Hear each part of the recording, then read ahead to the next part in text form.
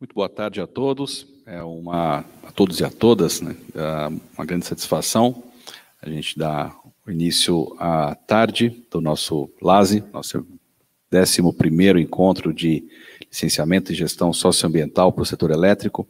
Tivemos uma manhã bastante produtiva, onde a gente abordou a legislação ambiental, as novas iniciativas legislativas, passamos um bom tempo discutindo sobre quais são os empecilhos que tocam a questão da geração da energia elétrica.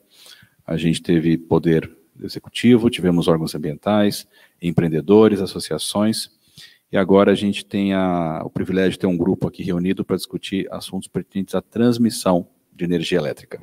Lembrando que esse evento está acontecendo presencialmente e também online. Temos uma audiência aqui conosco no Hotel Blue Tree em São Paulo, e temos quem estiver em casa ou no escritório, pode fazer as perguntas. Vocês estão assistindo pelo painel do site da Viex. No lado direito tem o botão do link para fazer perguntas da sala 1. Chegando a pergunta aqui, a gente vai endereçar aos oradores. Bom, a gente tem o privilégio de ter aqui conosco um grupo bastante expressivo, como moderador, a doutora Priscila Artigas, que é advogada de Milaré Advogados.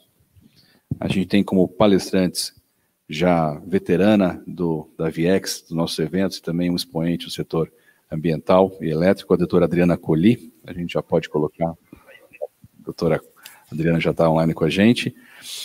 O diretor da State Grid, Tomás Toledo. O Tomás, eu lembrei do Tomás hoje de manhã, a gente estava aqui com a Carla Costa, que hoje está na FUNAI, e o pessoal estava falando de trânsito, de pessoas que já tiveram em órgão ambiental, já tiveram no Poder Executivo. O Tomás, acho que quem conhece já sabe que ele passou pelo meio ambiente, já passou pelo setor elétrico, teve no Ministério do Meio Ambiente, Ministério de Minas e Energia, já teve na consultoria, já teve iniciativa privada, e hoje ele está como diretor da State Grid. Acho que vai poder agregar bastante a gente no nosso painel. Eu tenho aqui conosco também o arqueólogo e sócio-diretor da Espaço Arqueologia, Dr. Valdir Schwemiger, falei correto? Eu tentei. E como comentarista, Felipe Lavorato, presidente da Ambientare, está conosco, está em Brasília. O Felipe, obrigado por estar aqui com a gente. A Ambientare é parceira da Viex desde os primeiros eventos da área ambiental, mas acho que é a primeira vez que tenho a satisfação de contar com a presença do Felipe num painel como esse. Então, acho que a gente está bastante entusiasmado.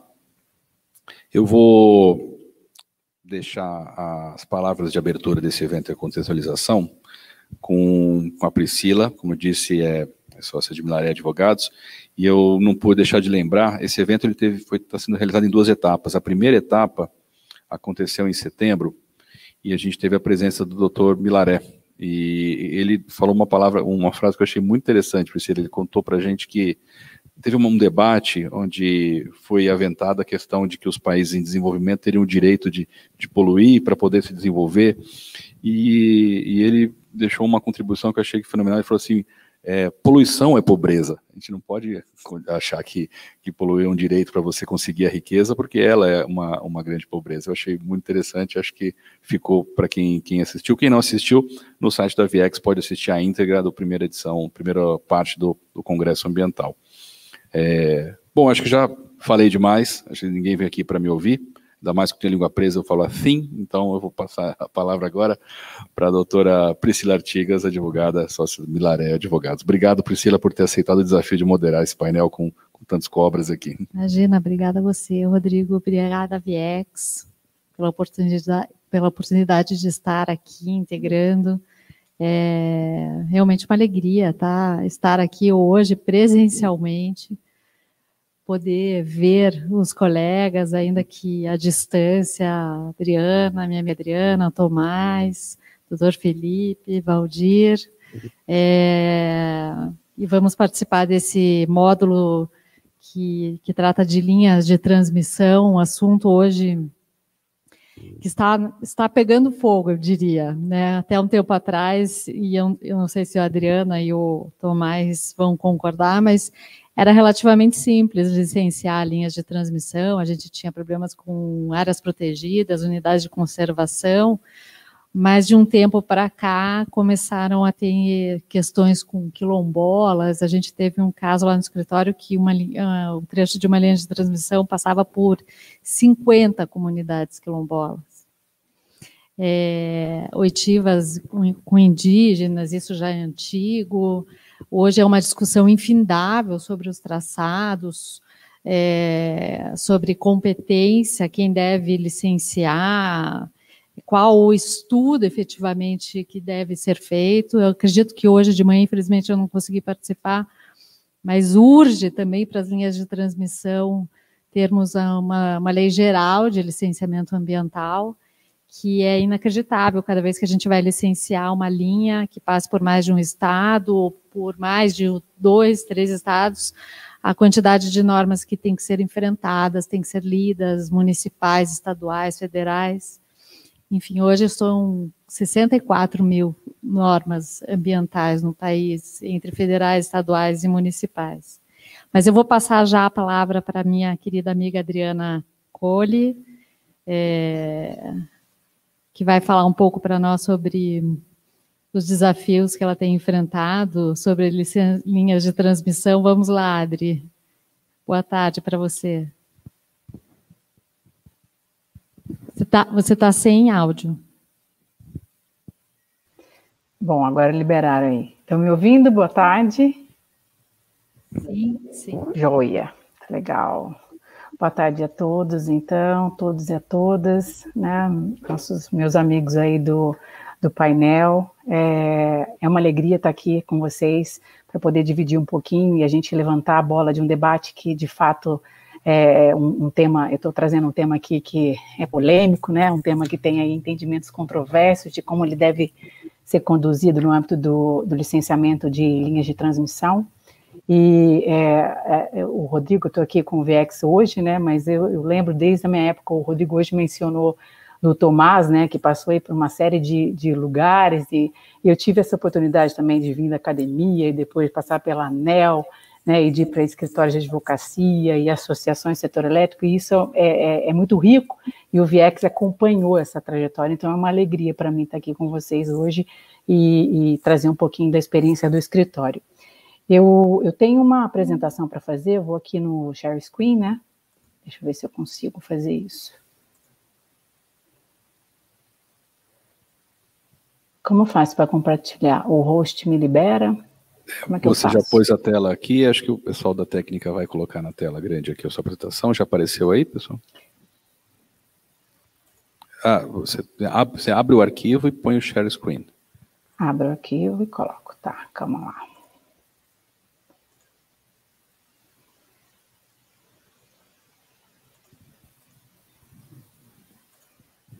Vocês estão visualizando?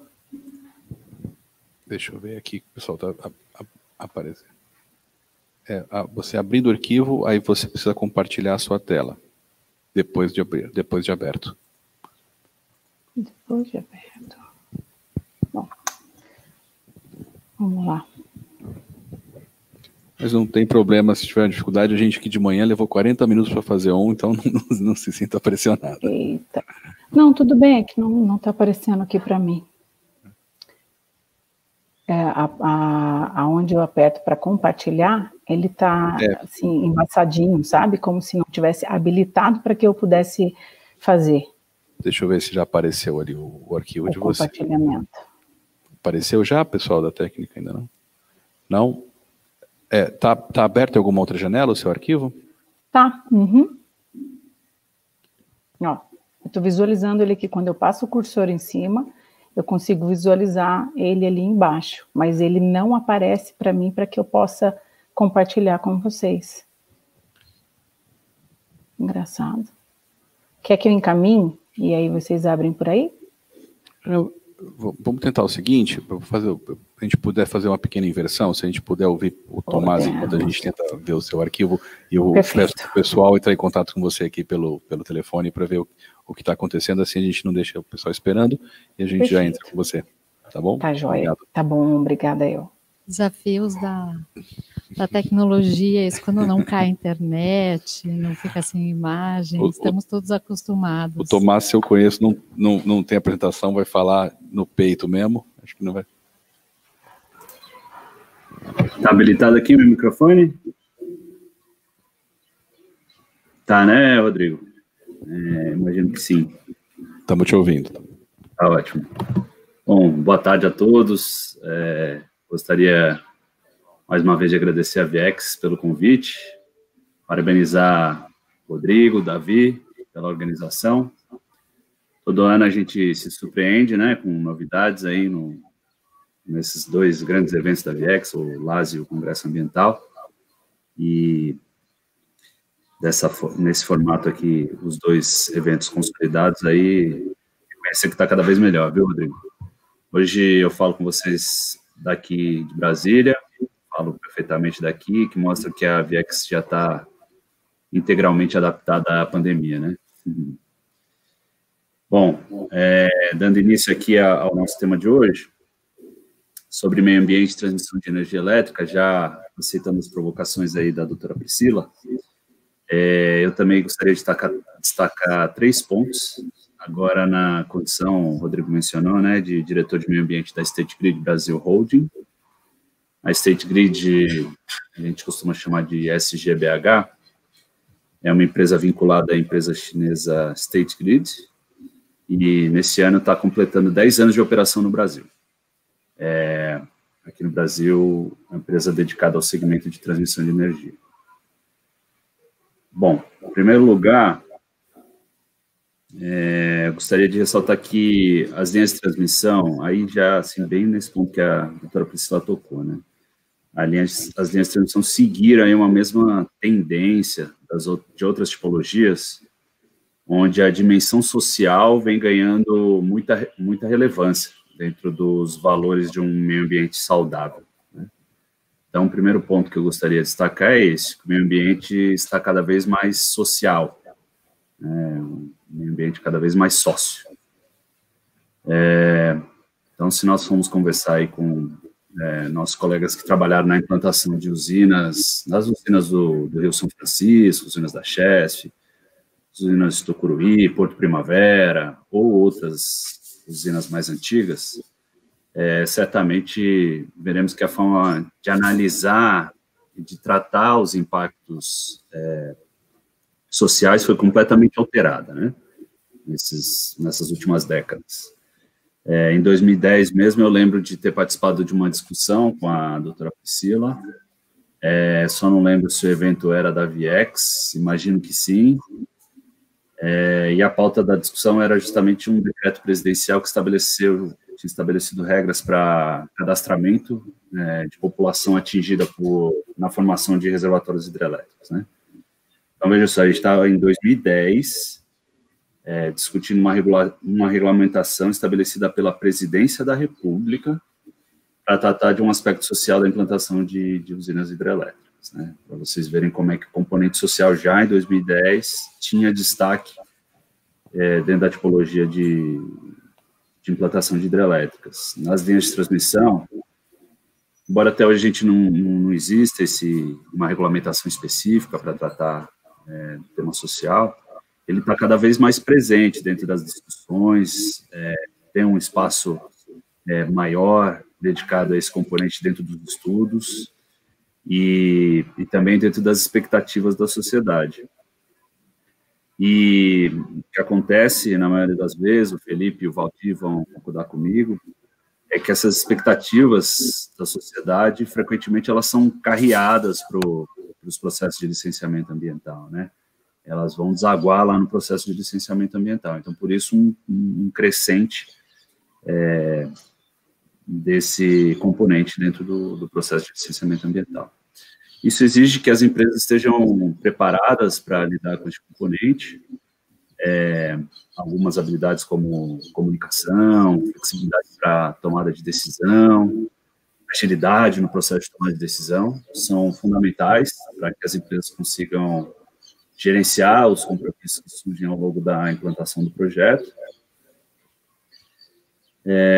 Para trazer um exemplo concreto, né, disso que eu estou falando, em um dos nossos ativos, nós tivemos um total de 14 audiências públicas no decorrer do processo de licenciamento ambiental. A linha de transmissão Xingu-Rio, né, o segundo bipolo de escoamento de energia de Belo Monte, que sai lá de Anapu, no Pará, e chega no Rio de Janeiro, no município de Paracambi.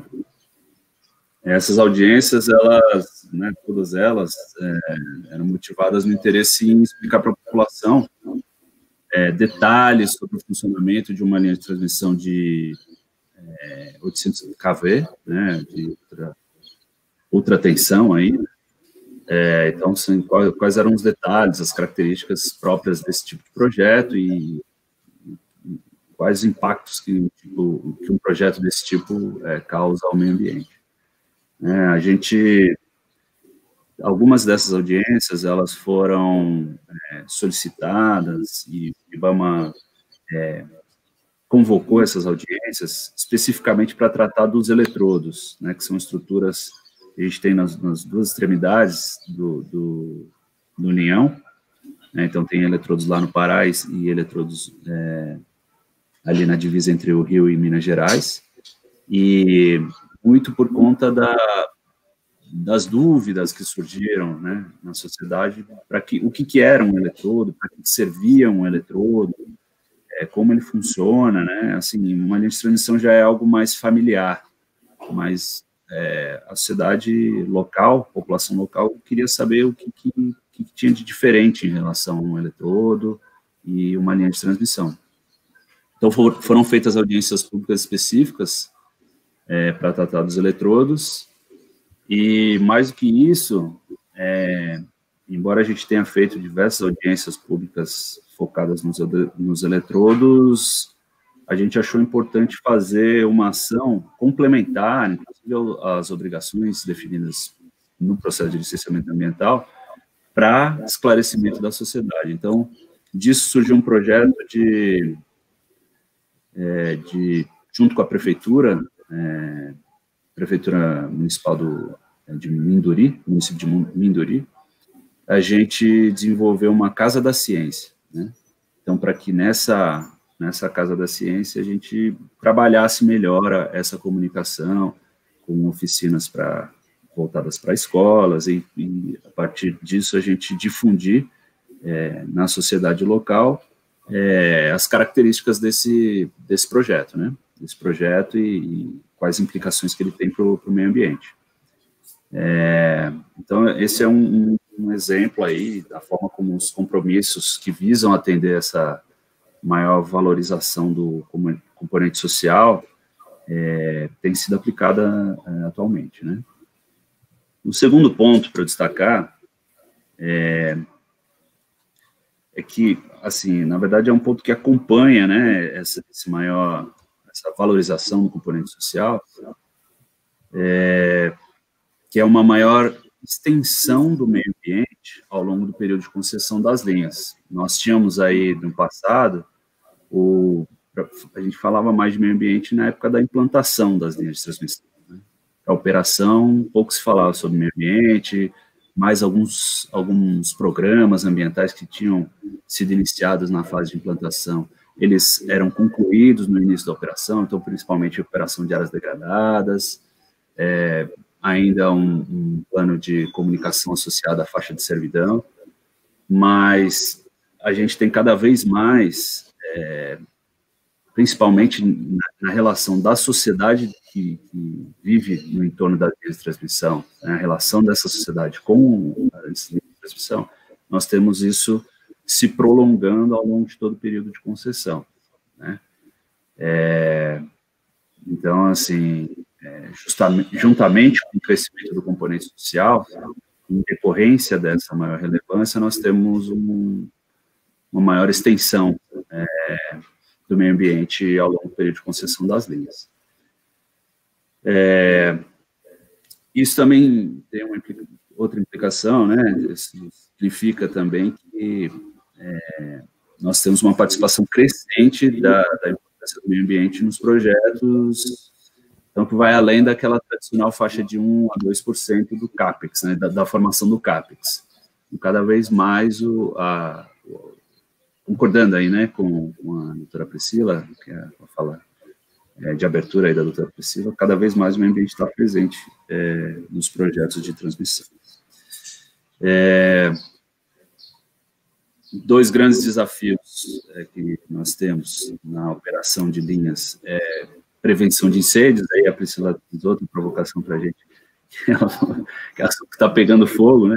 E esse ano realmente a gente teve muito problema com incêndio nas faixas de servidão, acho que não só a State Grid, mas a gente fez uma discussão no âmbito da Abrat com outras operadoras, todo mundo teve dificuldade para conter, né, o fogo que se alastrou aí país afora, ele também afetou a operação das linhas, né? Muitas linhas derrubadas por conta de incêndio. Então, prevenção de incêndio é uma dificuldade que a gente tem, um desafio que a gente tem, e controle de invasões nas faixas de servidão, tanto em áreas rurais quanto em áreas urbanas, né, áreas de expansão urbana.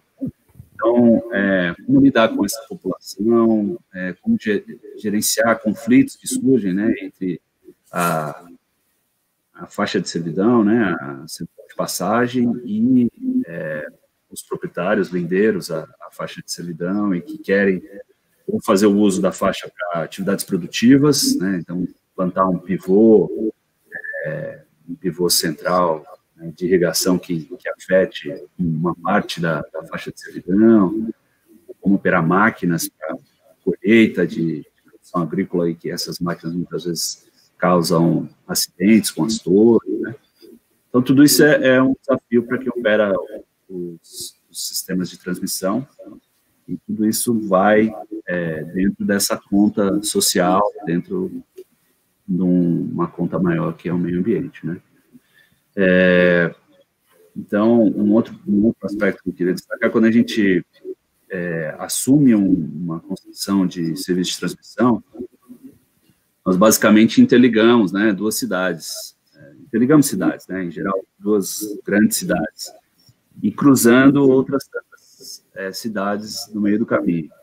Então, portanto, estamos cada vez mais sérios nas discussões sobre as cidades sustentáveis, né, aí, assim, fiquei muito contente, satisfeito em ver na programação desse evento a participação do meu amigo Matheus Salomé, para discutir justamente esse assunto de cidades sustentáveis, né, é um tema que eu vou buscar acompanhar. A sociedade, ela demanda cidades abastecidas com energia, mas, ao mesmo tempo, demanda assentamentos urbanos inclusivos e sustentáveis, né, isso consta lá dentro dos ODS, e as linhas de transmissão estão envolvidas neste contexto.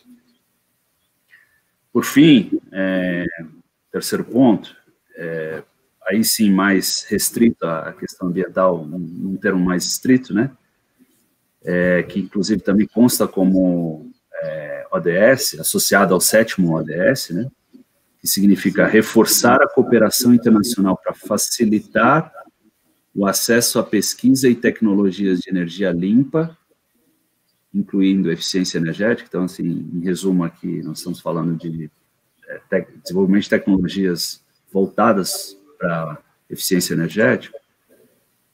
Se na geração, né, a gente teve o painel aí pela manhã, se na geração a gente tem uma busca, uma corrida tecnológica aí pela descarbonização, e aqui no Brasil, toda essa discussão de como conciliar o aumento das renováveis com a estabilidade do sistema, na transmissão, os esforços são direcionados para a eficiência energética e redução de perdas, certo?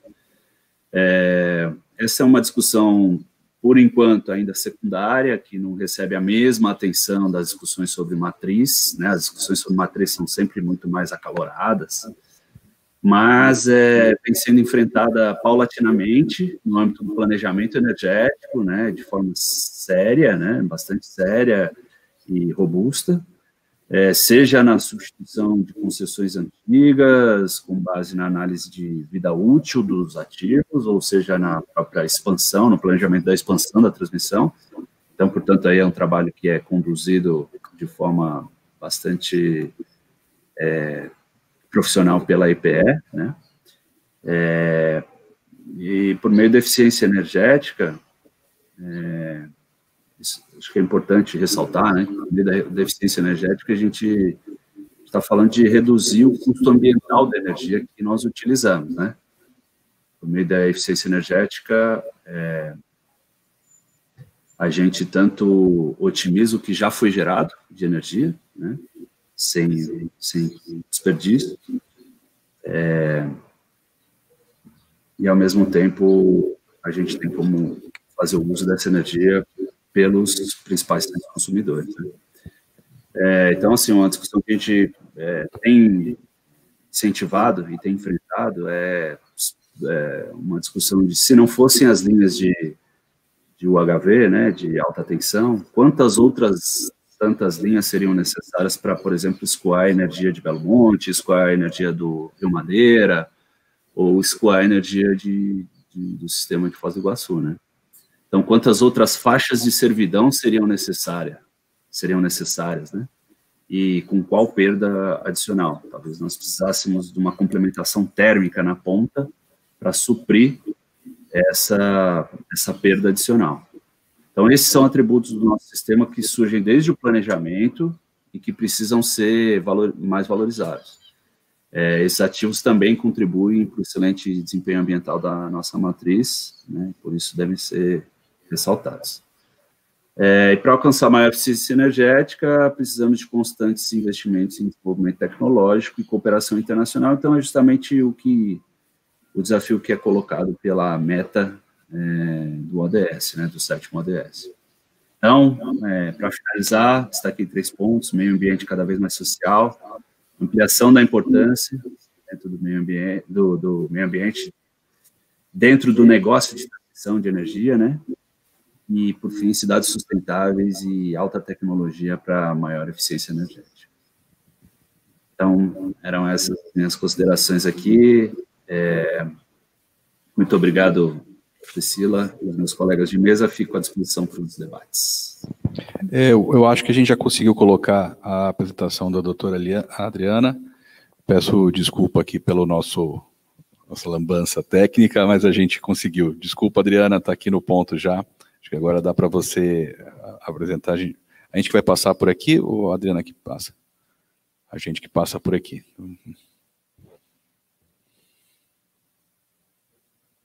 Acho que só o seu áudio que está no mudo. Vocês têm que me liberar. Pronto. Liberou? Certinho. Pronto. Então tá joia. Então vamos lá. Então aqui, Colhe Advocacia. O tema que eu trouxe aqui para o nosso painel é relacionado ao desmembramento do licenciamento ambiental de sistemas de transmissão, tá? Fiz um sumário para poder nortear aqui a apresentação. Então, primeiro, eu achei interessante trazer alguns conceitos para a gente nivelar aqui do que a gente está falando, falar um pouquinho das vantagens do desmembramento do licenciamento, falar um pouquinho sobre a diferença de desmembramento e fracionamento, trazer aqui alguns cases práticos de licenciamento de sistema de transmissão, para a gente poder visualizar o desmembramento na prática dos licenciamentos, e algumas considerações finais, tá? Então, começando aqui com relação aos conceitos, né, a gente tem o decreto 8437 de 2015, que regulamentou a Lei Complementar 140, né, ele trouxe aqui um primeiro conceito nas normativas aí de matéria ambiental do que seria o sistema de transmissão. Então, dispõe lá que um sistema de transporte de energia por meio de linhas de transmissão, subestações e equipamentos associados com o objetivo de integrar aí eletricamente. Então, deixei taxado aqui 2 exemplos, né? Um sistema de geração ao outro sistema de transmissão, né? Ou geração a transmissão a uma subestação, ou então 2 sistemas de transmissão e distribuição. Por que eu achei interessante trazer esse conceito aqui? Para a gente entender que quando a gente fala de sistema de transmissão, a gente não está falando de um único empreendimento, né? É uma obra, é um complexo, né? Uma obra, mas que ela é feita, né? Ela está contida nessa obra uma série de empreendimentos, né? Distintos e autônomos aí, com linhas de transmissão, com subestações, enfim. Ainda dentro dessa parte conceitual, a gente não tem nenhuma normativa, né, estabelecendo o conceito de desmembramento, propriamente dito, mas existe um dispositivo na CONAMA 237, lá no artigo 12, que traz a possibilidade do órgão competente definir os procedimentos específicos, né, do rito do licenciamento, observada aí as características e as peculiaridades desse projeto. Então, no âmbito dessa discricionariedade técnica do órgão ambiental, que esse arranjo, esse modelo de desmembramento foi trazido sob a ótica do licenciamento dos sistemas de transmissão e que eu resolvi trazer aqui para a gente. Um dos reflexos desse desmembramento, né, alguns dos reflexos, a gente tem aqui a possibilidade de diferentes competências, né, então empreendimentos distintos, eles podem ser licenciados por órgãos ambientais distintos. Então, vou trazer um exemplo aqui, como se a gente tivesse 3 linhas de transmissão, tá, ou 3 empreendimentos, né, 2 linhas de transmissão e uma subestação, onde uma linha e uma subestação estivesse implantada aí entre 2 estados, e esse licenciamento seria conduzido pelo âmbito federal, e uma linha em apenas um estado sendo licenciada pelo órgão estadual. Então, teríamos aí um desmembramento com licenciamento conjunto com diferentes competências, tá? Outra possibilidade é uma possibilidade de diferentes modalidades de AIA, se justamente, né, uma vez definida a competência do licenciamento, a gente tem dispositivos normativos específicos disciplinando esse regramento, nada impede também que, dependendo da tipologia, do porte, do potencial poluidor desses projetos, que eles tenham modalidades de estudo ambientais diferenciados também no âmbito do licenciamento. E a possibilidade de desmembrar, inclusive, etapas desse processo de licenciamento. Então, trazendo esse mesmo exemplo, a gente pode ter uma LP única, né, mas na fase de instalação, essa licença ser desmembrada em mais 2 licenças, por exemplo, uma LP, 2 LIs, tá? Isso é possível também com essa possibilidade do desmembramento. Vantagens do desmembramento no âmbito do licenciamento para sistemas de transmissão. Então, pode ser a única forma de viabilizar a análise de projetos de grande porte. Tá? Isso até estou citando aqui o BIM, no livro dele, que é excelente, né, de ordem prática, e ele ressalta exatamente isso, né? A gente está falando de um sistema de transmissão que é composto por vários empreendimentos. Então, licenciar tudo com um único estudo ambiental, imagina a complexidade, né, e o reflexo disso tudo no âmbito do licenciamento, de morosidade, enfim, dificuldade para poder se analisar todos os critérios de um estudo dessa complexidade. Então, essa possibilidade evita, então, estudos extensos, né, com qualidade inadequada, de difícil análise, permite um melhor planejamento das etapas do licenciamento, uma análise pormenorizada dos empreendimentos, né, promove um maior controle e monitoramento de cada etapa de licenciamento, então, e acaba resultando aí na atuação eficiente da administração pública, concretizando aí o princípio da razoável duração do processo. Sobre desmembramento e fracionamento, e aí eu acho bem importante destacar que não se confunde, né, o conceito. Então, desmembramento do licenciamento não é fragmentação. Então, fragmentação do licenciamento, o que seria isso? Você está separando, então, dividindo unidades de um mesmo empreendimento, né? Então, vamos imaginar, visualizar aqui numa fase de licenciamento prévio, onde a gente está, né, autorizando ou analisando a viabilidade locacional de um empreendimento hidrelétrico, por exemplo, e aí você fragmenta esse licenciamento e licencia o barramento, uma LP para o barramento, uma LP para a área do reservatório, uma LP para o bota fora, uma LP, sei lá, para o canal de produto, enfim.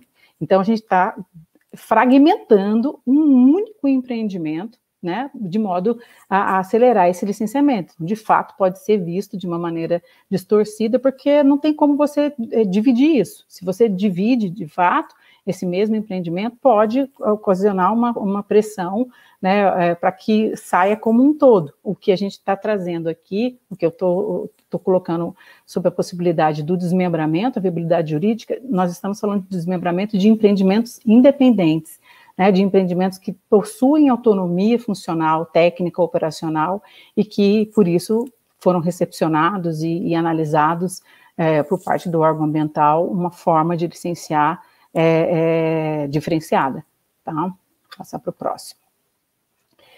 Trouxe aqui algumas provocações, também de ordem prática, de alguns questionamentos que a gente poderia fazer para poder aferir essa regularidade do empreendimento, né? E trago uma aqui. Esse desmembramento implica em desconsideração da obrigação de elaborar um EIA-RIMA por algum dos empreendimentos? Então, se a gente está considerando aí uma série de empreendimentos os dispositivos normativos trazem a obrigação de elaborar um EIA para determinado porte e, enfim, uma linha de transmissão de 525. É obrigatório elaborar EIA. Foi elaborado o EIA? Então, está tudo certo. Né? Não mudou, descaracterizou a modalidade AIA? Poderia ser questionado. Né? Foi desmembrado com a finalidade de enquadramento em procedimento simplificado? Ou essa normativa já previa a possibilidade para cada, né, projeto, tipologia de projeto, porte de projeto? Um outro aqui, foi desmembrado com a finalidade de alterar a competência do órgão licenciador, ou a definição dessa competência foi fixada entre os órgãos ambientais envolvidos, né, com os critérios aplicáveis de definição de competência, né? Então, houve a participação ali, nesse caso, nesse exemplo que eu citei logo no início dos 3 projetos, então houve uma consulta, né, uma participação, uma interação entre o órgão federal e os órgãos estaduais e foi, então, definido esse arranjo. Se isso aconteceu, está tudo certo, tá? O próximo. Desmembramento, questionamento, ainda dentro dos questionamentos, né? As partes somente têm sentido se integrantes de um todo ou elas podem operar independentes? Aquilo que eu mencionei anteriormente, né? São projetos que têm autonomia funcional. A conexão entre as medidas mitigadoras e compensatórias propostas para todos os empreendimentos, isso é um ponto interessante também a ser observado, porque embora seja uma obra, né, composta em um sistema de transmissão composta por diferentes tipologias de projetos, né, eles têm um olhar, né, uma sintonia, esse olhar sinérgico entre as medidas de mitigação e de compensação é feita em escala para todos esses empreendimentos. Isso é um ponto positivo, né, ele não foi pensado de forma absolutamente isolada, em que pese tenha sido feita uma área específica para cada um deles. Foi mantida a publicidade e oportunizada a manifestação dos interessados sobre os empreendimentos, né, sobre o conteúdo deles. Então, a questão da publicidade, transparência, que são, na minha visão, ali, pontos importantes para poder trazer uma legalidade, uma segurança jurídica desses procedimentos de licenciamento. No próximo. Eu vou falar um pouquinho agora sobre a prática, propriamente, do licenciamento de linhas de transmissão. Então, abordando o primeiro aspecto que vale a pena a gente ter claro aqui é a questão da licitação em lotes, né? A ANEEL, embora ela defina os lotes do licenciamento ambiental, isso não significa que um lote que todos os empreendimentos dentro de um lote significam um projeto único, né? Tanto não é que, assistindo hoje de manhã, né, teve um colega do Rio Grande do Sul, do órgão ambiental do Rio Grande do Sul, observando sobre um processo de licenciamento que aconteceu que houve a licitação, né, a concessionária vencedora não conseguiu viabilizar a implantação desse empreendimento, e depois a ANEEL, então, retomou esse lote e ela subdividiu em mais 5 lotes para poder iniciar um novo licenciamento desses projetos. Ou seja, a gente não estava falando, não era porque existia um lote e esse lote era um empreendimento único. Claro que não, né? Ele é composto de vários e a ANEEL, inclusive, né, nesse caso do Rio Grande do Sul, ela relicitou e subdividiu, aí, mostrando mais uma vez que a gente estava tratando de empreendimentos distintos. Um outro aspecto é a questão da característica técnica, né? É importante frisar, reforçar isso, a questão de linhas de transmissão, né? De 525, de 230, de 138, que a gente estaria falando de linha de distribuição propriamente, seccionamentos, subestações também com tensões diferentes, bays, enfim. Toda essa gama aí de projetos relacionados aí aos sistemas de transmissão. As modalidades de AIA distintas também, possibilidade de licenciar com EIA, com RAS, enfim, e outras modalidades previstas aí na normativa que for aplicável, e a discricionariedade técnica administrativa, né, que a gente não está chamando só de discricionariedade administrativa, essa palavra técnica que ela é fundamental, né, a escolha desse arranjo de licenciamento, ela vem pautada em cima de fundamentação técnica, né, do entendimento da melhor compreensão para otimizar esse processo de licenciamento por parte dos órgãos ambientais. Só para poder ilustrar esses 2 próximos slides, eles trazem justamente, são 11 exemplos, tá, de desmembramentos de licenciamento que ocorreram no país, e aí vocês podem ver, eu fiz a primeira coluna do lado esquerdo, um número de lote, né, fictício, mais para poder organizar a ideia, e mostrar para vocês essa composição, né, de diferentes projetos, está cada lote de licenciamento. Agora, e aí a gente consegue visualizar aí no lote 1, por exemplo, 3 linhas de 525, uma de 230, 5 subestações sendo licenciada aí no âmbito de um estado e com 2 modalidades de AIA distintas, né, e por aí vai, o segundo lote também, diversos empreendimentos, né, nesse caso são 2 órgãos licenciadores, o federal e o estadual, as modalidades de AIA, 3 EIAs distintos, tá? Aí por aí vai. Vamos para o slide 12. Aqui também, então, esse empreendimento foi citado pela manhã, né, que eu represento aqui como um lote 8, também, ó, isso aconteceu, embora tenham sido 4 EIAs, a gente tem aí essa divisão posterior por parte da agência reguladora em 5 sublotes, tá? Então, caminhando aqui para o último slide, final, das considerações finais. Então, o desmembramento, ele é benéfico, né, e é prática já comum nos processos de licenciamento de sistemas de transmissão, tanto no âmbito federal e estadual. A discricionariedade técnica dos órgãos licenciadores, ela deve ser respeitada, sobretudo, né, porque ela confere a discricionariedade nada mais é do que o espaço jurídico decisório, né, técnico jurídico decisório por parte da administração pública, né, para definir e optar pelo melhor arranjo de licenciamento. A AGU e a doutrina reconhecem a validade do desmembramento, tá?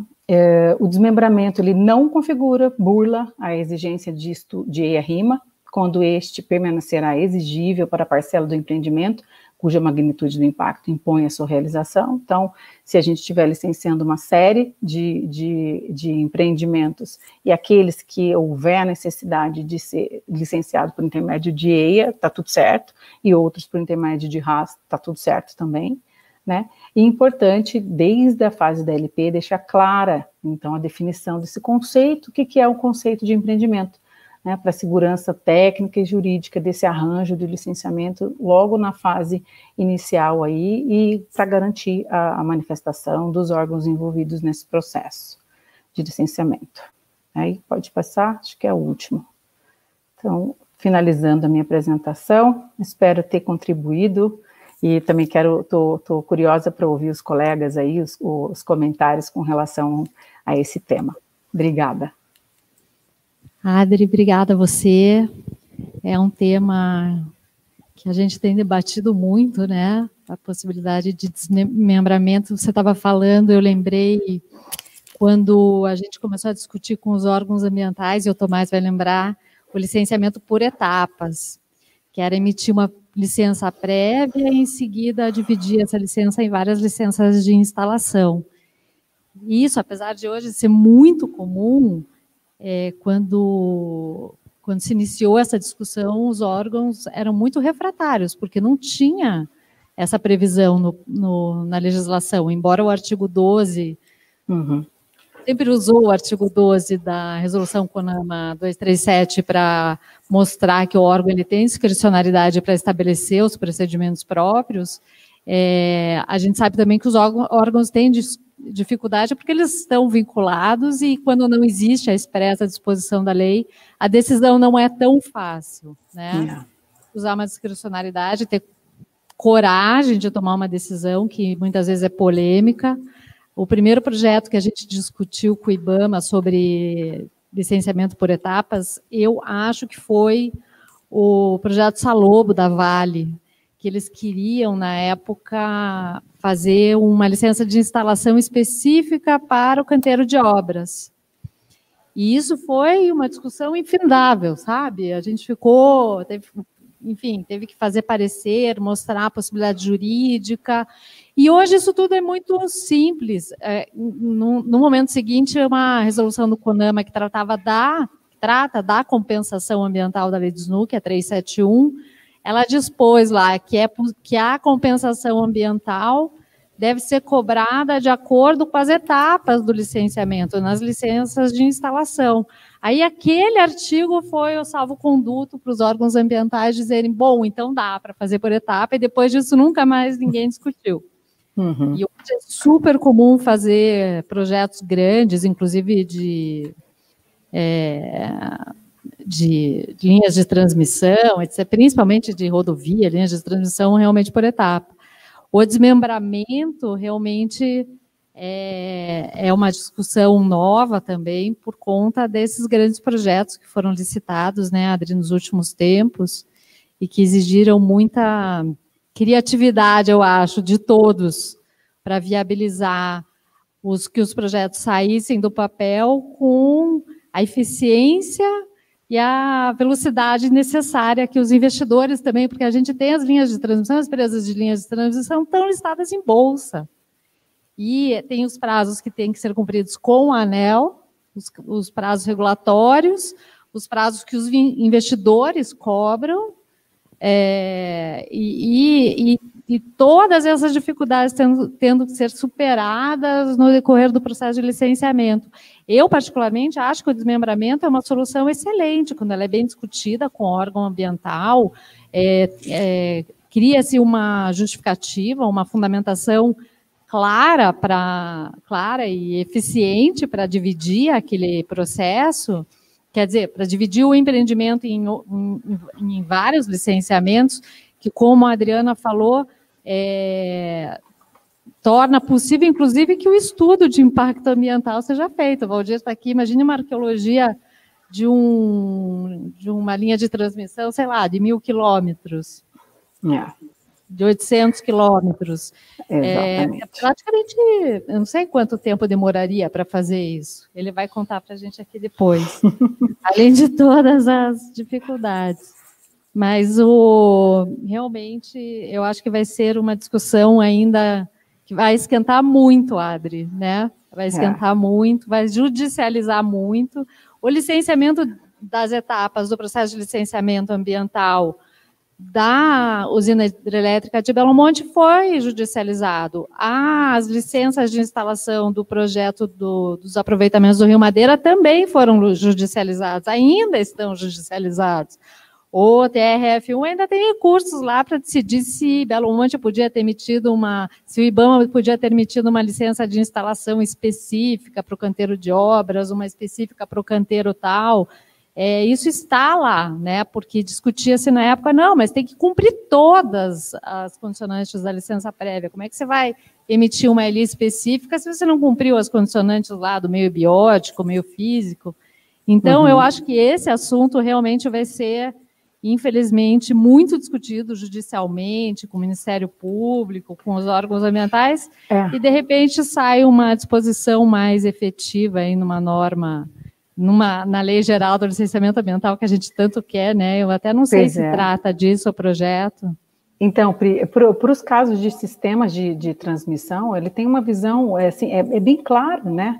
Porque a gente está tratando, de fato, de empreendimentos que têm autonomia funcional, inclusive. Claro. Né? Claro. Então, assim, porque eu até consigo compreender quando a gente traz isso para uma geração, onde está tratando um empreendimento único, driblar tudo isso e fazer com que essa realidade se comporte de acordo com as etapas ali do licenciamento, enfim, cronogramas, de fato é um desafio grande e às vezes até uma dificuldade, um grau de dificuldade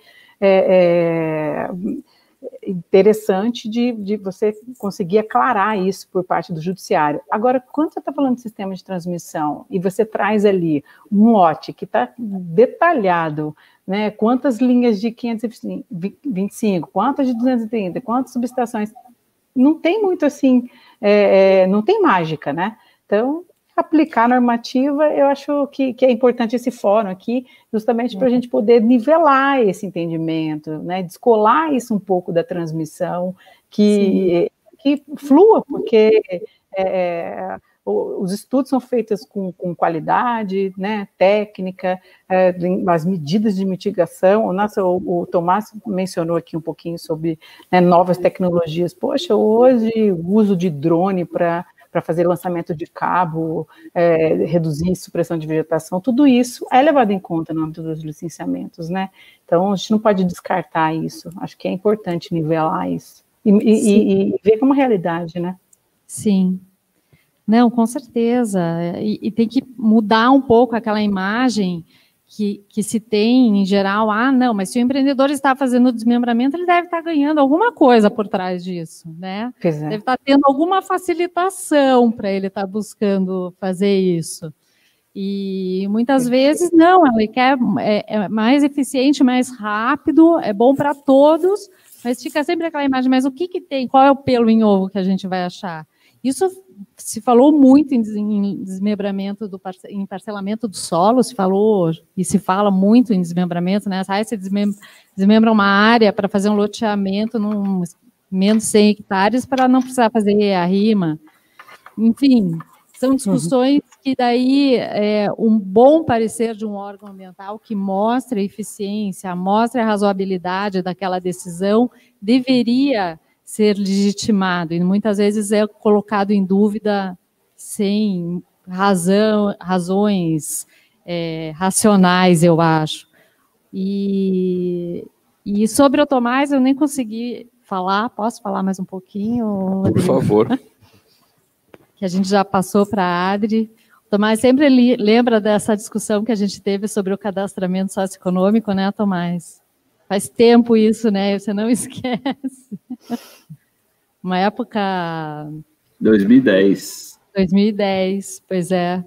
E você vê o quanto de lá para cá isso ganhou peso, né? A questão social, como você mesmo disse, a dimensão social ganhou um tamanho imenso no processo de licenciamento. Hoje, acho que a gente discute mais as questões sociais nos processos de licenciamento do que as questões ambientais, porque a intervenção, por exemplo, de FUNAI e Fundação Palmares, quando a gente tem indígenas e quilombolas, são processos, principalmente dos indígenas, extremamente complexos e que não acompanham o mesmo cronograma do licenciamento ambiental no órgão ambiental. A interveniência da FUNAI tem um tempo completamente diferente, porque precisa envolver, escutar os indígenas em absolutamente todos os momentos do processo.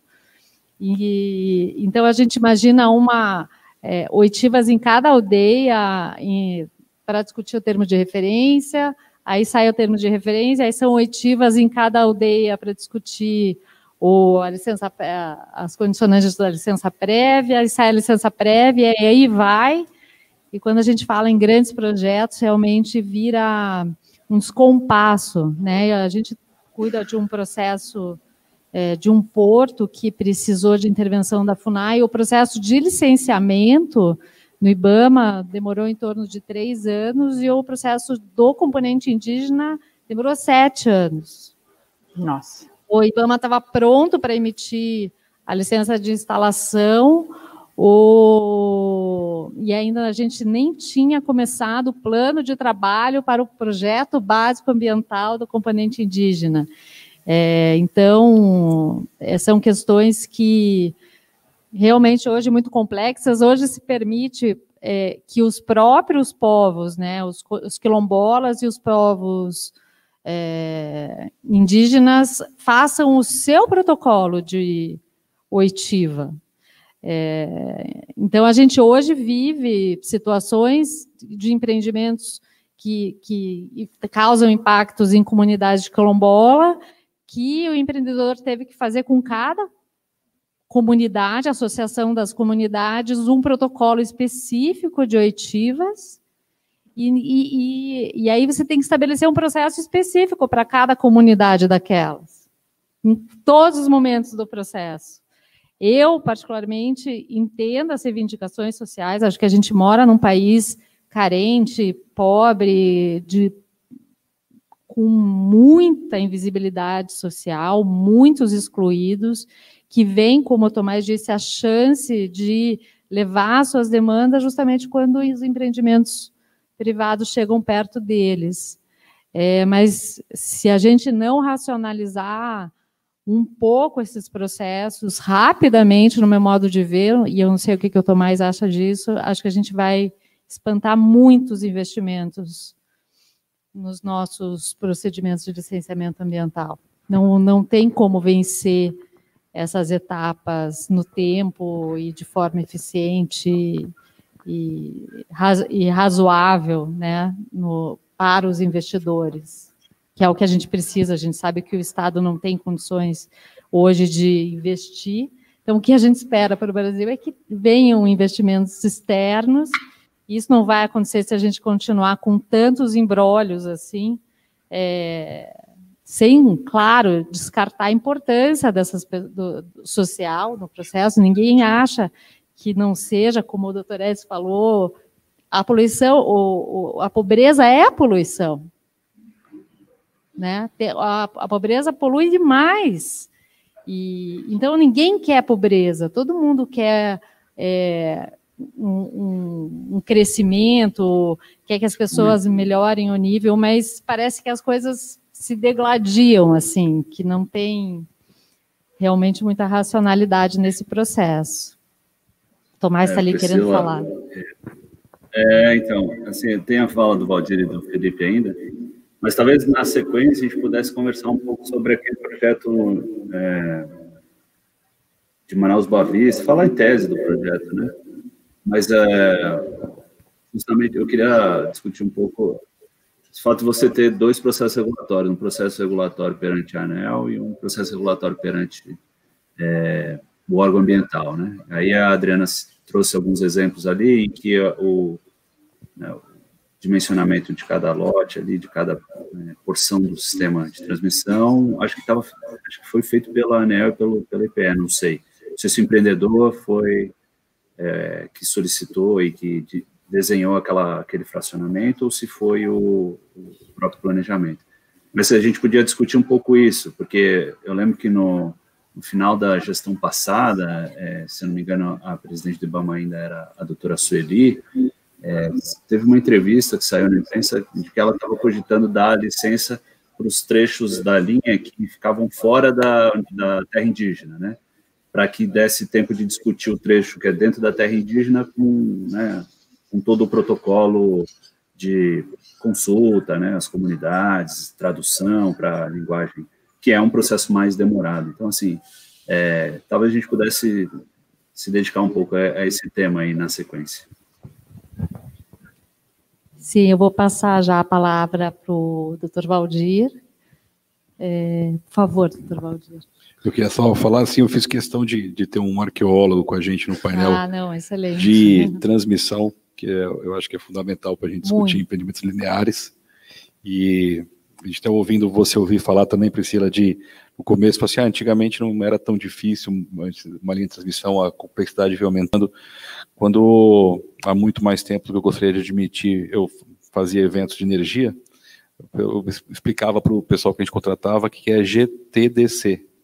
Aí o pessoal fala assim, irmão, você faz evento de geração, você faz evento de comercialização, por que não se faz evento de transmissão? E a resposta é porque não tinha problema, né?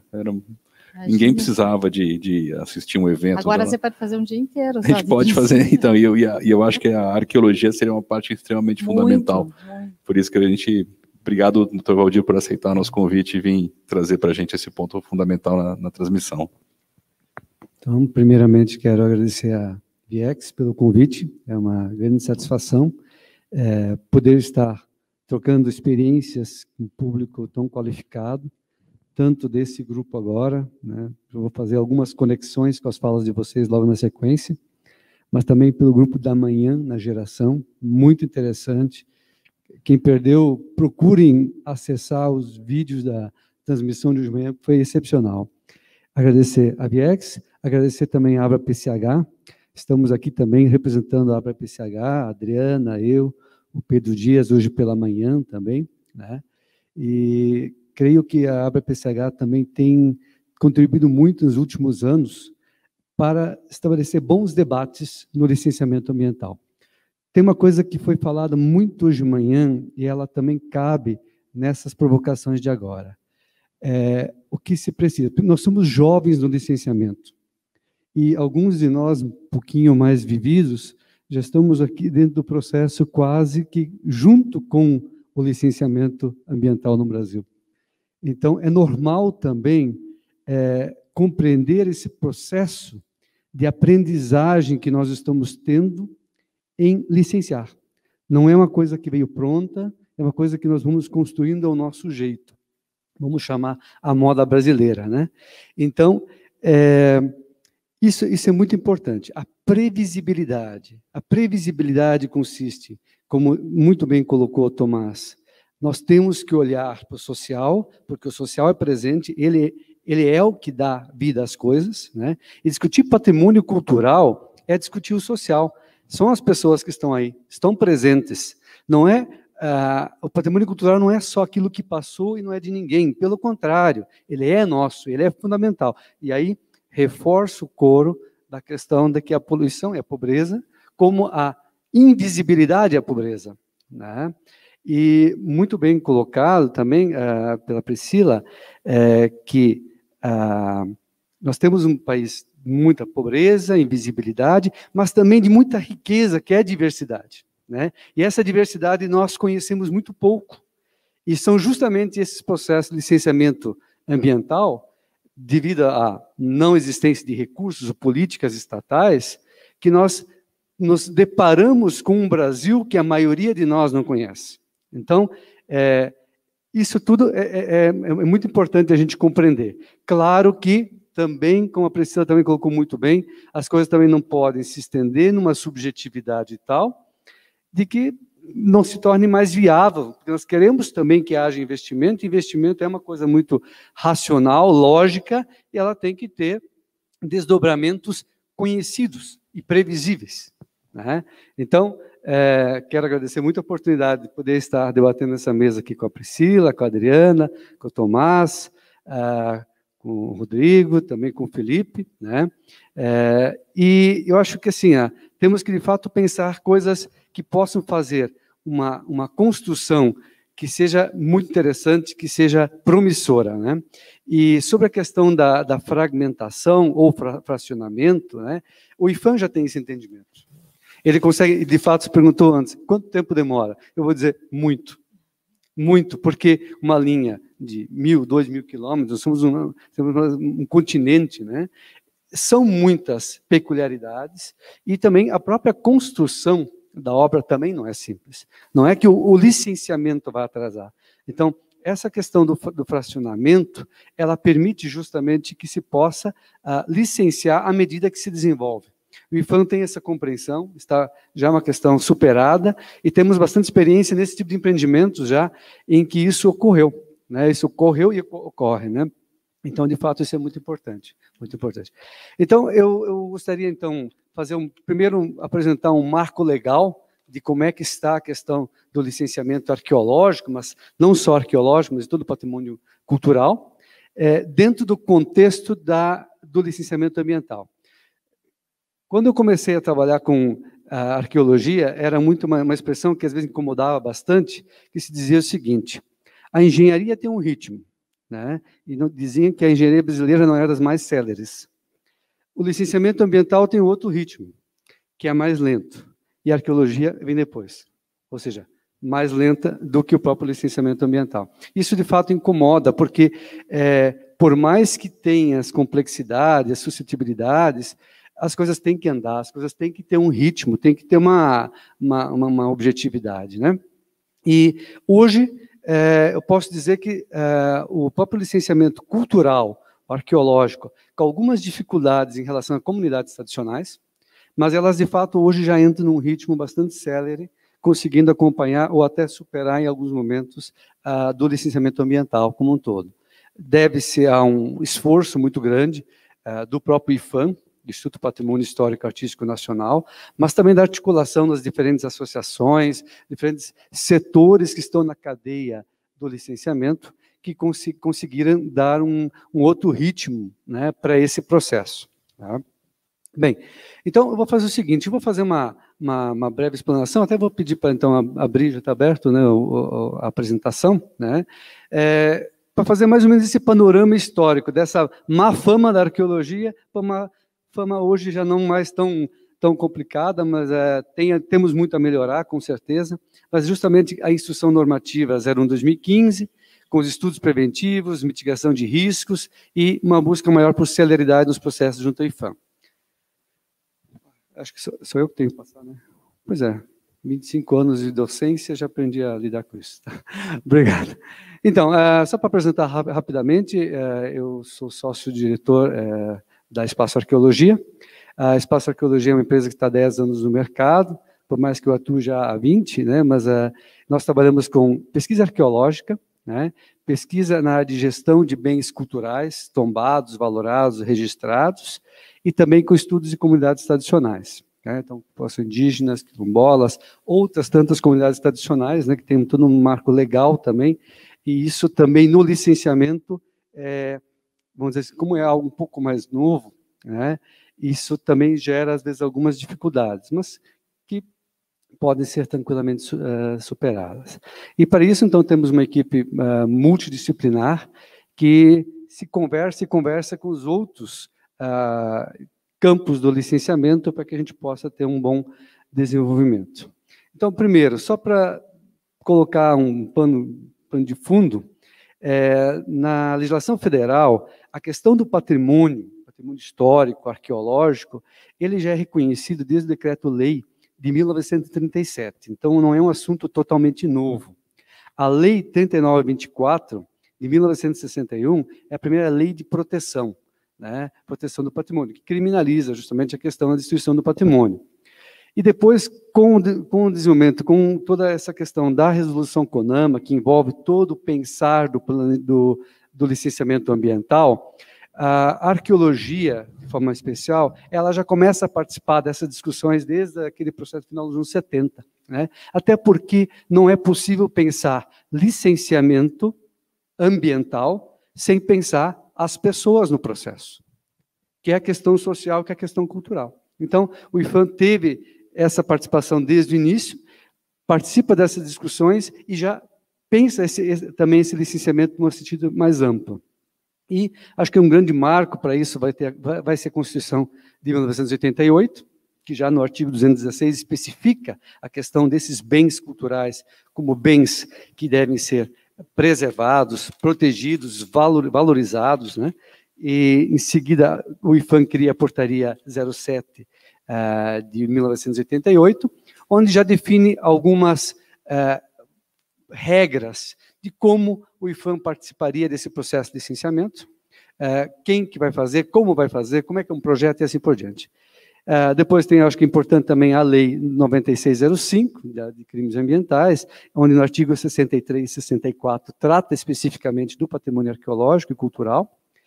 E depois vem a Portaria 230/2002, que efetivamente coloca a arqueologia como um assunto de pauta, ou seja, não se faz licenciamento sem envolver o tal da arqueologia, né? O tal do IPHAN, né? Que no início foi bastante complicado, até porque a Portaria 230 ela é um primeiro momento de participação, ela gerou muitas dúvidas, uma vez que ela colocou os diferentes estudos nas diferentes etapas do EIA-RIMA. Então, muita gente entendeu que, como falou, LP é diagnóstico, LI é prospecção, então só se faz arqueologia se tiver EIA-RIMA, né? E não era isso. Então, às vezes, por questão de desconhecimento, muitos incorriam erro, e aí é o problema da previsibilidade. Então, quando você não tem as regras claras, as coisas sempre são um pouco mais difíceis. Bem, hoje de manhã foi discutido bastante isso, a questão da portaria interministerial número 60, que eu acho que marca uma nova fase, né, do licenciamento em relação ao papel dos órgãos licenciadores e também dos intervenientes, né, que às vezes também havia algumas confusões sobre isso. O IPHAN, ele publica a Instrução Normativa 01 de 2015, que, na verdade, passa a ser um documento bem mais amplo, bem mais preciso, mas bem definido, em relação aos estudos em relação ao patrimônio arqueológico, mas também amplia, não só para os bens arqueológicos, mas também para os bens culturais registrados, aqueles de cultura imaterial, onde essas pessoas, esse social está bem vivo, as pessoas têm seus saberes, né, que são reconhecidos, os bens tombados e também os bens valorados, que é o patrimônio ferroviário remanescente da rede ferroviária, né? Então, claro, como o IPHAN também não tem pernas para tudo, ele se restringe aos bens em esfera federal. Em esfera federal, tanto os imateriais quanto os materiais, né? E interessante hoje de manhã também foi a fala da Carla Costa, da FUNAI, né? Que o IPHAN já está um pouquinho mais bem na foto, né, dada uma maior previsibilidade, e antes até a Priscila colocou, quando se trata de comunidades tradicionais, a coisa é mais difícil. Mas também ela destacou, trouxe uma boa notícia em relação ao que a FUNAI está fazendo também, em buscar uma maior assertividade, né, que vem dentro desse mesmo contexto. Bem, chega às nossas linhas de transmissão, especificamente, nessa nova legislação, nessa instrução normativa, o IPHAN ele começa a criar uma categoria de o que fazer em cada nível de empreendimento, porque antes o licenciamento de uma usina hidrelétrica ou um loteamento, ele praticamente era o mesmo, o rito era o mesmo, né? Então agora ele define por tipologia de empreendimentos e também por consequência ele cria um nível de enquadramento. E no caso das linhas de transmissão, enquadra em nível 4. Bem, esse processo ele inicia com a apresentação de uma FCA, como também ela na FUNAI, né? E lá as linhas a partir de 138 kV, sejam elas linhas de transmissão ou distribuição, elas então são enquadradas em nível 4, né? Então, o que se faz primeiro? Uma avaliação de potencial impacto arqueológico para a LP, e também, quando aparecer, isso é uma coisa que a gente muitas vezes não sabe, né? Mas as consultorias na área de patrimônio já vão saber te orientar, se há bens tombados, valorados ou registrados nessa área, que pode ser também objeto e entra na condicionante da LP. Depois, para a LI, entra a avaliação de impacto dos bens arqueológicos e também a aprovação do programa de gestão em caso de existência de bens acautelados. Bem, isso é um ponto importante, e às vezes há alguns questionamentos que ocorrem no âmbito de licenciamento de linhas de transmissão. Outros empreendimentos, como uma PCH ou uma rodovia, entra no nível 3. E o nível 4 é uma etapa a mais. Então, é porque, quando são empreendimentos lineares que possibilitam alguns ajustes, a avaliação de potencial ela é bastante importante porque ela permite que se faça um estudo prévio e se possa fazer ajustes no traçado, né? Então, ele tem essa característica por ser uma linha de transmissão, mas ela tem seus benefícios que eu vou até destacar um pouquinho mais depois. Então, além dessa questão da licença de instalação, as condicionantes para a execução de um programa de gestão do patrimônio arqueológico, também ocorre o programa de gestão de bens tombados, valorados e registrados, quando se trata dessa especificidade. Até vou citar um exemplo, que posso até no final vou estar destacando. Nós concluímos agora um programa de gestão de bens tombados e valorados, numa das primeiras paisagens tombadas que foi licenciada, né? Justamente numa linha de transmissão, né? Que é a linha de transmissão Blumenau-Curitiba. Ela passa uma paisagem tombada, que é as comunidades rurais do Texto Alto e Rio da Luz, entre Pomerode e Jaraguá do Sul. Então, esses empreendimentos enquadrados em nível 4, né, então, eles possibilitam que ajustes sejam feitos no traçado, porque às vezes acontece o seguinte: você pega uma linha de transmissão, existe uma característica como a engenharia já planeja uma linha de transmissão.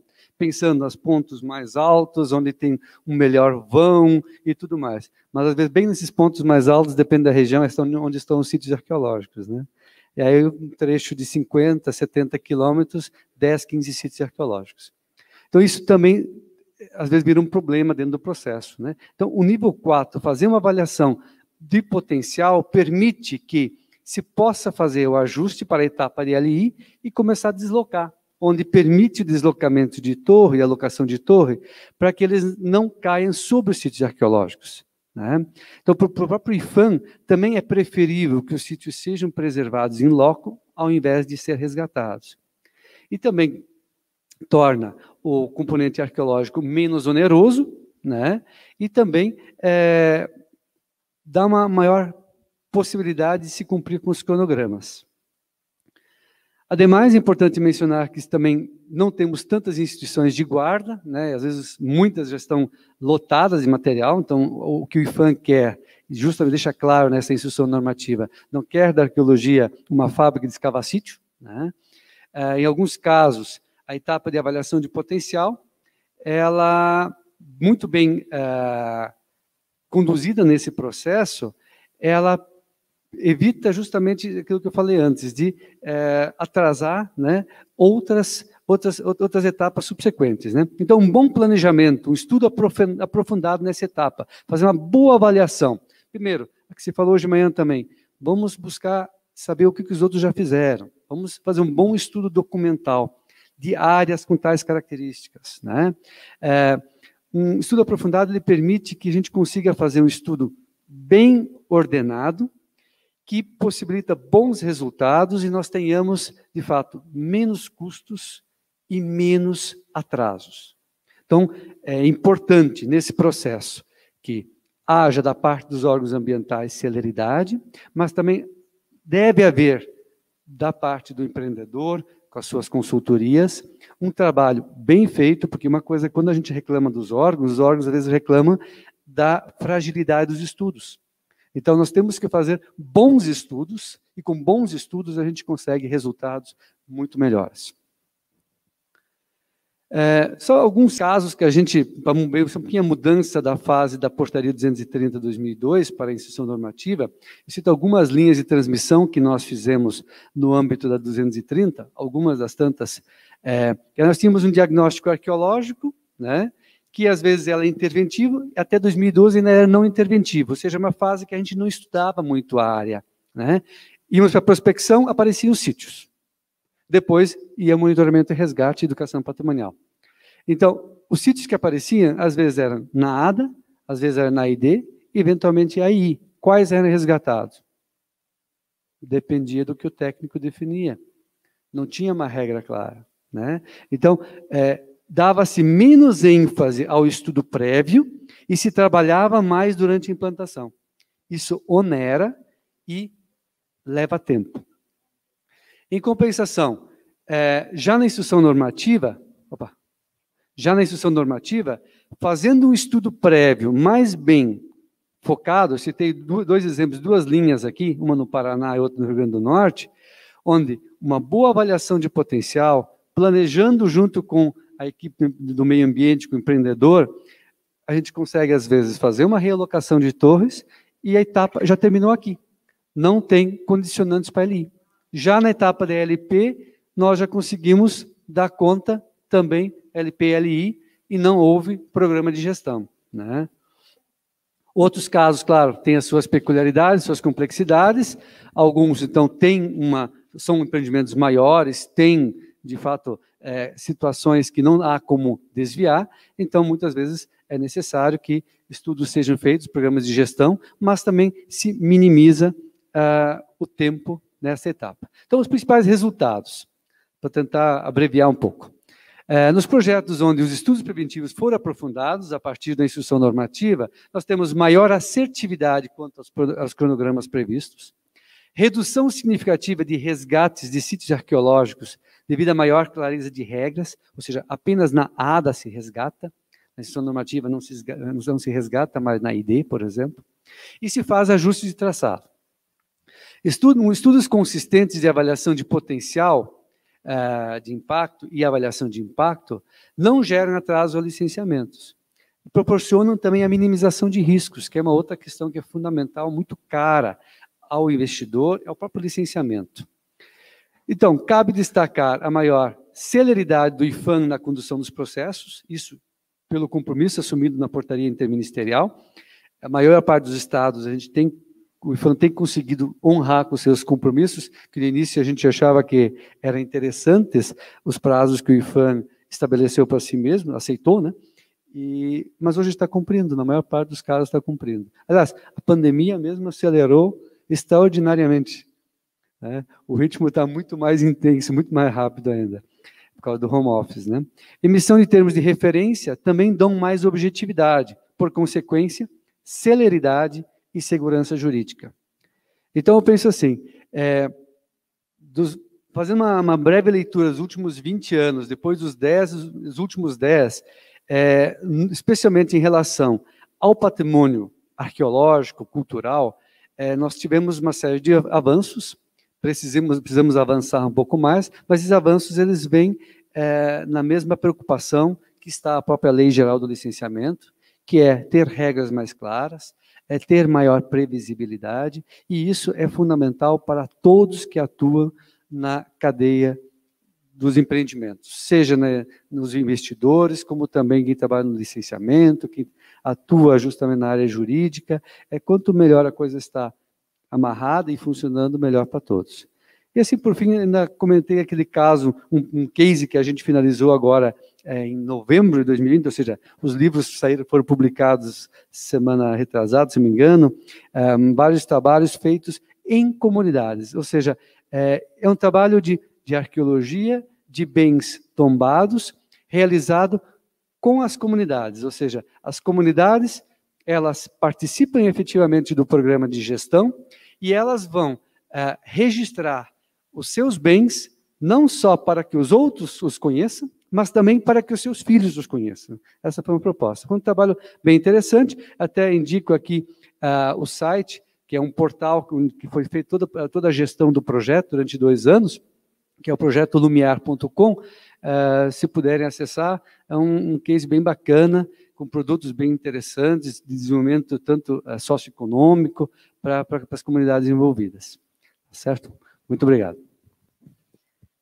Muito obrigada, doutor Valdir.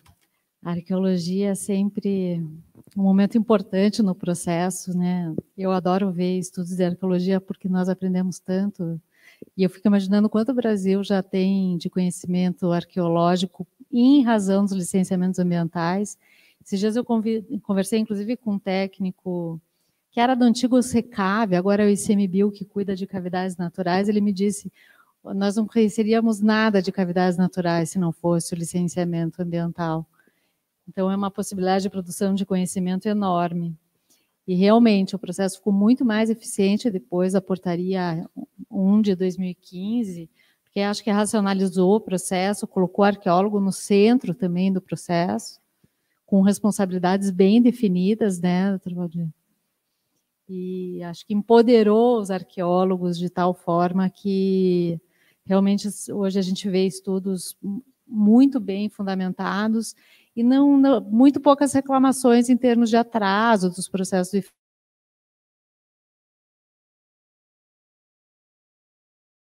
A gente faz uma brincadeira, porque isso são brincadeiras, mas são fatos reais, tá? Por exemplo, em obras que a gente está atuando e simultaneamente aos programas de gestão e aparecer um sítio arqueológico, ou tem isso, tem aquilo, tá, mas quanto tempo a obra vai ficar parada? Eu falei assim, não precisa parar, não. Para não. Como não? Ou seja, às vezes o empreendimento está com atrasos e só saiu que tem sítio arqueológico, gera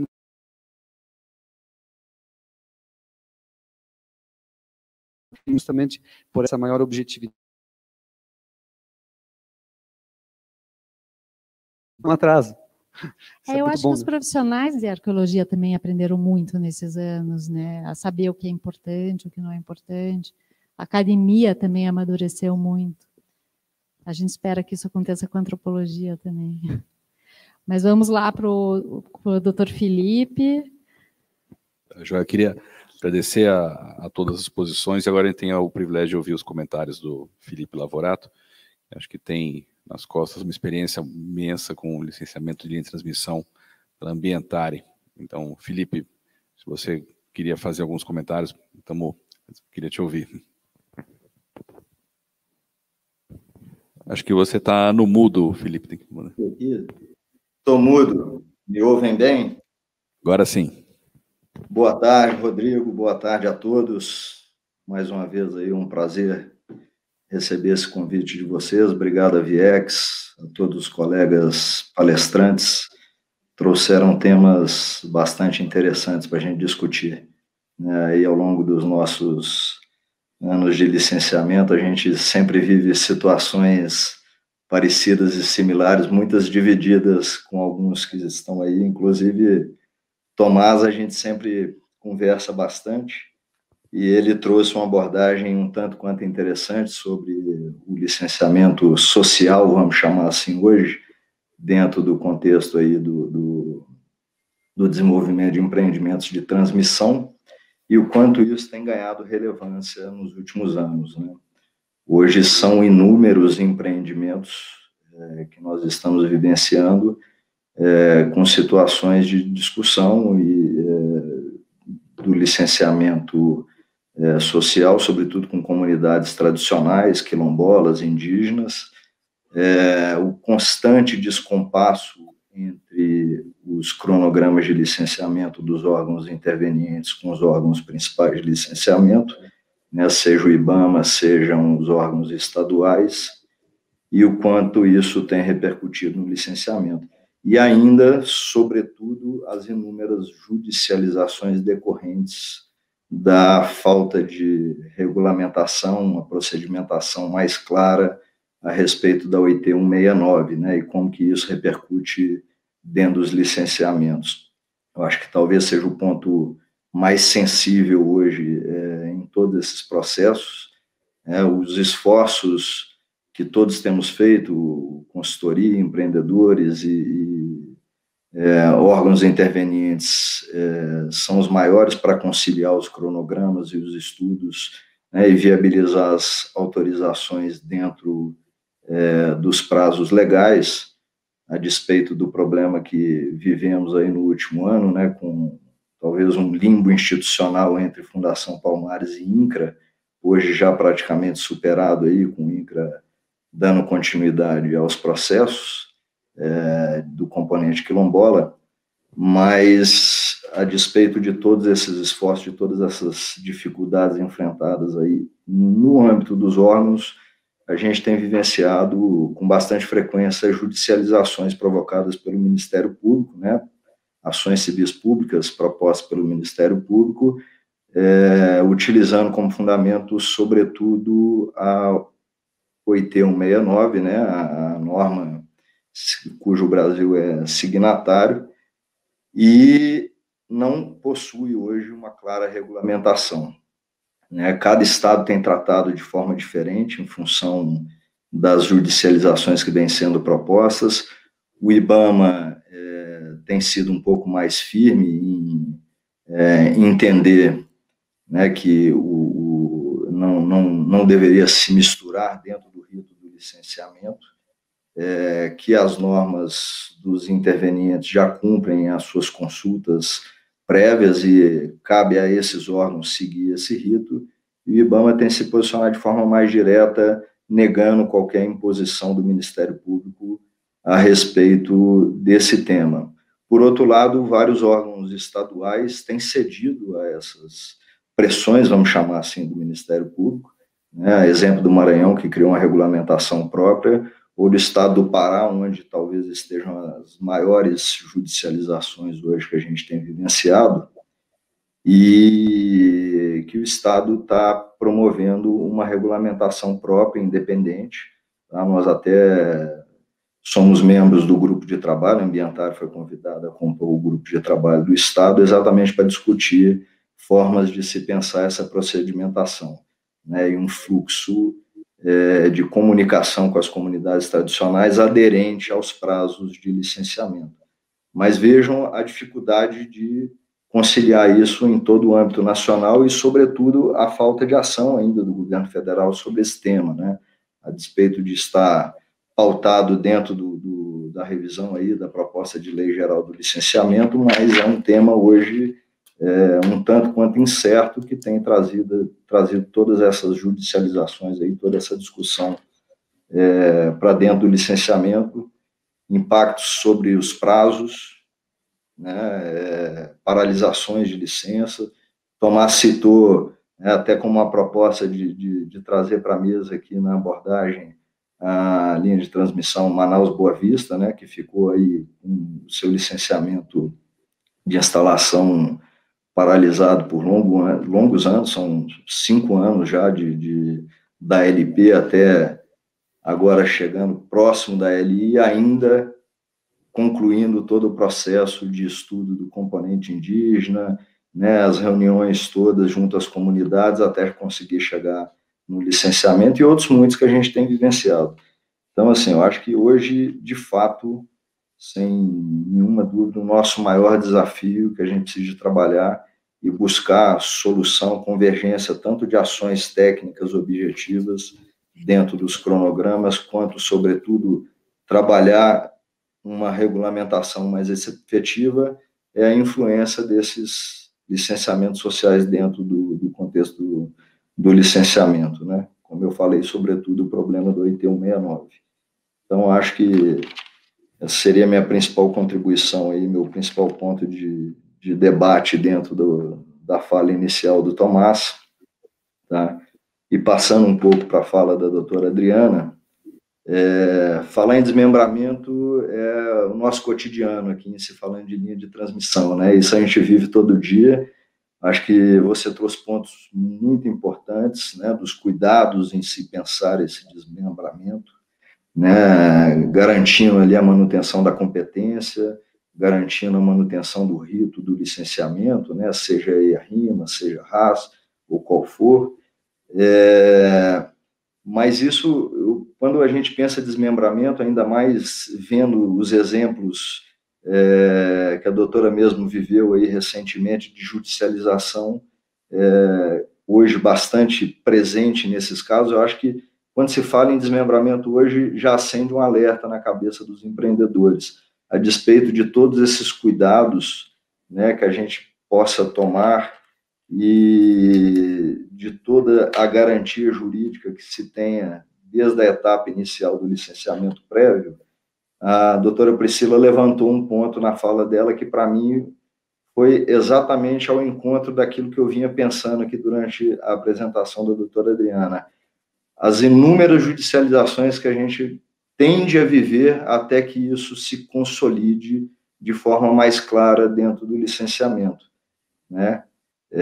E, sobretudo, assim, eu acho que judicialização é natural, o enfrentamento até chegar num ponto de entendimento claro, né, sobre o tema é necessário, mas a preocupação que passa por todos nós são o prazo, sobretudo, perdido em função disso, né? Às vezes a gente faz um esforço para desmembrar exatamente para otimizar prazo, garantir uma melhor análise, uma análise individualizada, mais específica de cada trecho do empreendimento, às vezes mais célere dentro do âmbito de competência de cada órgão, mas acaba correndo o risco de perder um pouco de tempo no que diz respeito às judicializações. E quando a gente fala de desmembramento, eu acho que o ponto mais importante de se ter cuidado, além de tudo que a doutora Adriana falou, que ela também não deixou de pontuar, é a cautela em sempre analisar os efeitos sinérgicos e cumulativos dos empreendimentos, mesmo se tratados em licenciamentos separados, né, tanto dos impactos quanto das ações e medidas de controle ambiental. Então, acho que seriam essas as minhas observações aí, a muito boa apresentação e ao aprendizado que a doutora Adriana nos trouxe aí hoje, né? É isso. Muito obrigada, Felipe. Obrigado, Felipe. Queria agradecer a você de ter aparecido aqui. Lembrando que seus colegas ambientais estão aqui presencialmente e os colegas da doutora Adriana também. Então, ocupando os dois espaços, virtual e presencial. Obrigado a todos vocês. Posso fazer? Por favor. a Convenção 69, que ela não poderia ter ficado de fora, claro, desse painel. A gente já se acostumou, né, a conviver com a Convenção 69, com a falta de regulamentação, com as dificuldades de realização de oitivas, mas eu tenho falado que as coisas vão piorar, porque já tem manual do Ministério Público Federal, é fácil acessar, é só colocar Ministério Público Federal, comunidades tradicionais, e a gente já vivencia, já tem uns 2, 3 inquéritos em que o Ministério Público vem questionando os empreendedores sobre a oitiva de ribeirinhos, pescadores tradicionais e outras comunidades que se auto-intitulem como tradicionais. Então, acho que isso nem é muita novidade, mas eu sempre tenho, quando surge o assunto da Convenção 69, feito essa ressalva de que a situação realmente vai complicar mais, inclusive em termos de judicialização, porque o Ministério Público já abraçou a ideia de que os povos interessados a que se refere a Convenção 69 são todos aqueles que se consideram tradicionais, independente de terem reconhecimento ou não. Basta que se auto-intitulem. E aí a gente fica imaginando uma linha de transmissão de 1.000 quilômetros, né? Valdir, para a nossa linha de transmissão de 1.000 quilômetros, imagine quantas comunidades que se consideram tradicionais em algum sentido podem ser impactadas por uma... Então, a gente vai realmente regredir, vai voltar a uma discussão e, por isso, urge, com certeza, a aprovação de uma regulamentação, que é muito difícil, porque os órgãos que precisam discutir a regulamentação, os que compõem as mesas dos grupos de trabalho, também não se entendem. Se imagine se o grupo de trabalho que tem que propor uma regulamentação não se entende, imagine quando isso chegar na esfera legislativa, de fato. E depois a judicialização, vocês veem, o marco de saneamento ambiental já tem 2 ou 3 ADIs no STF. As resoluções do CONAMA da 303, 302 foram revogadas, já tem discussão no STF, a gente já tem 2, 3 votos de ministros julgando que a revogação é inconstitucional, quando a maioria das pessoas que lidam com o tema sabe que aquelas resoluções estavam super ultrapassadas. Então, realmente, as coisas não estão indo para um caminho mais fácil, infelizmente. Pri, eu não sei se vocês vão passar para os comentários finais, mas eu tenho uma notícia boa com relação à normatização referente à Convenção, um OET.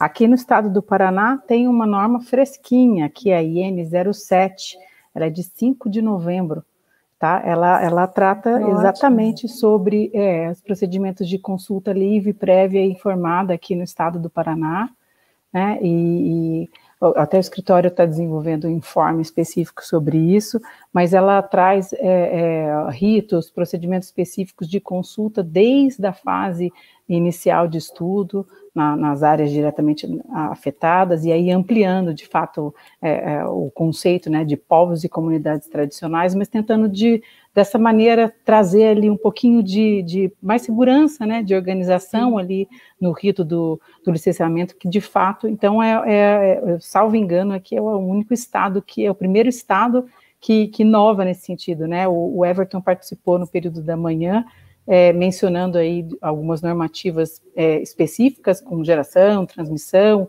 que estão sendo publicadas aqui no estado, e pegando um gancho nessa temática de licenciamento social, bem interessante, né? Traz isso de forma inovadora. Bacana. Vamos passar para os comentários finais? Vamos, eu acho que até que o Felipe quis falar uma coisa alguma hora, não sei se a gente interrompeu, mas a gente pode ouvir as últimas manifestações finais do Felipe, do Tomás, e a gente encerra com o Valdir. Pode ser?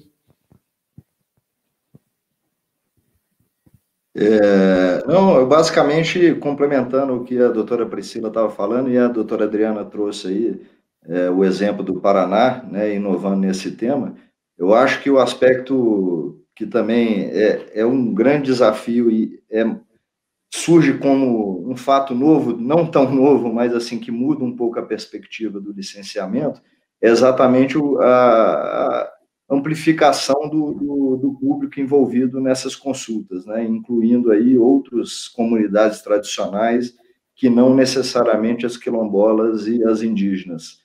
E o ponto mais difícil hoje na normativa que nós estamos trabalhando no estado do Pará é exatamente organizar esse rito, né, esse procedimento de consulta, definir quais são as comunidades de fato sujeitas à consulta. Então, o desafio ainda é muito grande, nós temos muito trabalho aí pela frente até chegar num consenso sobre esse tema, né? E os impactos sobre licenciamento aí estão, a gente vive isso diariamente, buscando solução sempre, né, para os processos que a gente atua. Obrigado.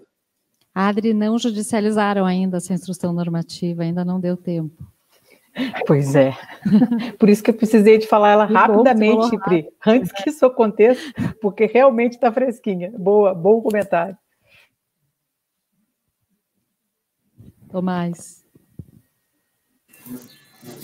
Obrigado. Para finalizar aqui, obrigado, achei muito rico aí o painel, todos os comentários aí muito interessantes. Eu acho, só assim, em relação à discussão que a Adriana trouxe para a gente, né, do fracionamento, e o comentário que eu queria fazer é o seguinte, que a gente, como empreendedor, a gente está sujeito a diversos sistemas reguladores, né, e aí era importante a gente aplicar as regras com uma coerência, né, com uma certa coerência, porque ora eu sou responsável como concessionário por correr atrás de toda a responsabilidade associada ao licenciamento ambiental, né, de obter o licenciamento ambiental, então prover o estudo ambiental, fazer as adequações de projeto necessárias para a obtenção da licença ambiental, então ora eu sou totalmente responsável por isso,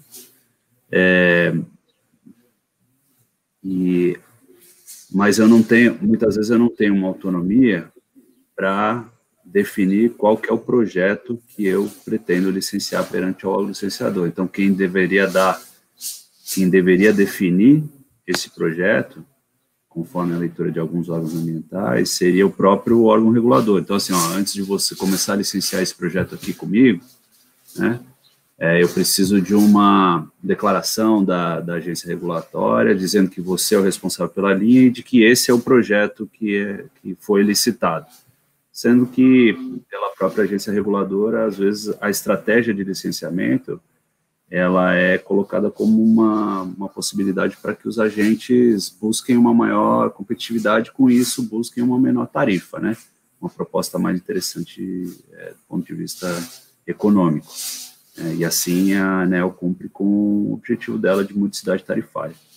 Então, assim, essa é uma discussão que muitas vezes, quando a gente vai numa discussão judicial, né, isso que aconteceu, que foi mencionado pela doutora Priscila, né, lembrando aí das licenças para instalação de canteiros, para as usinas do Madeira e para Belo Monte, eu lembro que quando isso foi suscitado, o Ministério Público foi visitar o edital da concessão, para questionar se aquilo ali era o projeto ou se aquilo ali era uma parte só do projeto. Então, assim, o que é o projeto a ser licenciado? Né? Quem tem autonomia para definir o que é o projeto? É o próprio empreendedor ou é o órgão licenciador? Certamente essa é uma discussão que a gente poderia gastar mais algumas horas aí debatendo, né, Adriano? Sem dúvida, é importante que tenha a gente chegue num consenso, pelo menos, entre o empreendedor e o órgão licenciador, né, porque se não tiver se não existir esse consenso, você não consegue nem avançar para a emissão, por exemplo, de um termo de referência, não consegue nem começar a conversa, mas a partir desse entendimento entre órgão licenciador e empreendedor, eu imagino que aí a disposição da CONAMA 237, que a Priscila lembrou, a doutora Priscila lembrou, dá respaldo para essa flexibilidade, né? Para que a gente tenha um processo de licenciamento mais adequado ao cronograma de implantação do projeto. E que a gente não crie, assim, dificuldades sem justificativa técnica, né? Eu só realmente vou rejeitar um pedido se ele trouxer um prejuízo ambiental, prejuízo para o controle ambiental do projeto. Se não tem um prejuízo, e às vezes pode ter mesmo, né? Se eu fizer, por exemplo, um desmembramento que implique numa subvalorização de um impacto, aí tudo bem, aí faz sentido, o órgão vai falar, não, eu preciso que essa análise seja feita de forma sinérgica, né, considerando todo o empreendimento e não só esse componente.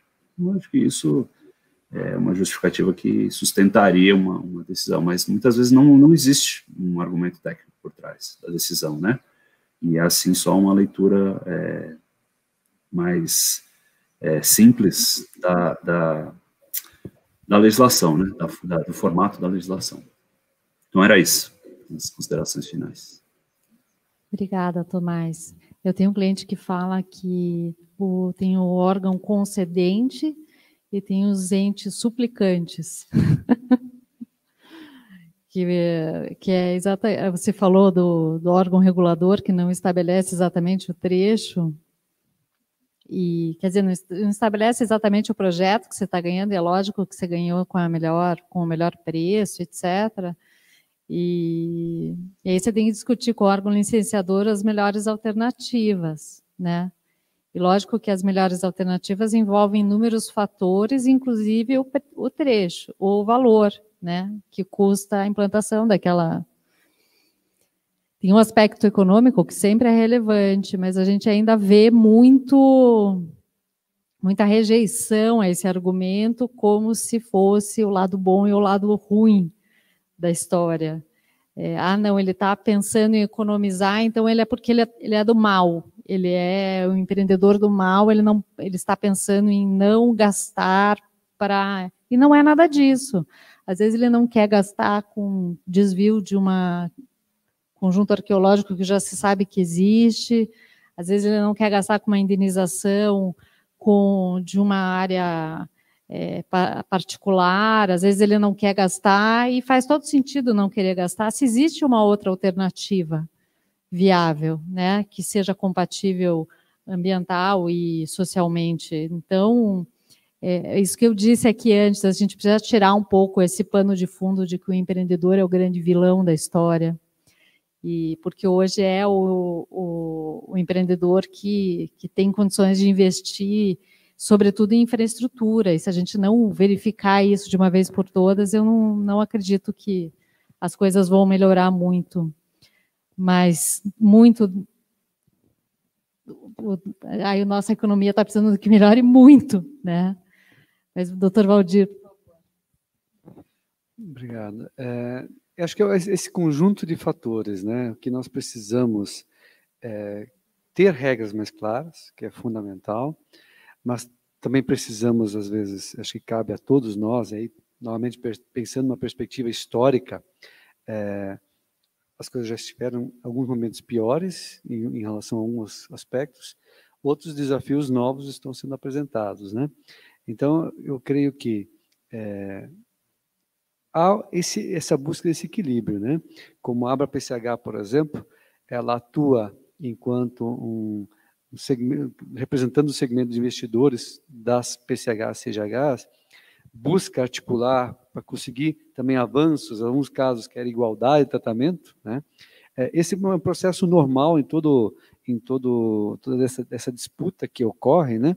Existe também essa necessidade de estudos mais qualificados e essas novas percepções de a gente conseguir conduzir ao meio dessas, que em primeiro momento são adversidades, né, mas que a gente precisa aprender a como superar. Eu pego um exemplo, um dia eu visitei um cliente meu que fazia linhas de transmissão, e isso faz muitos anos, né, foi a primeira vez que foi exigido estudo arqueológico para ele.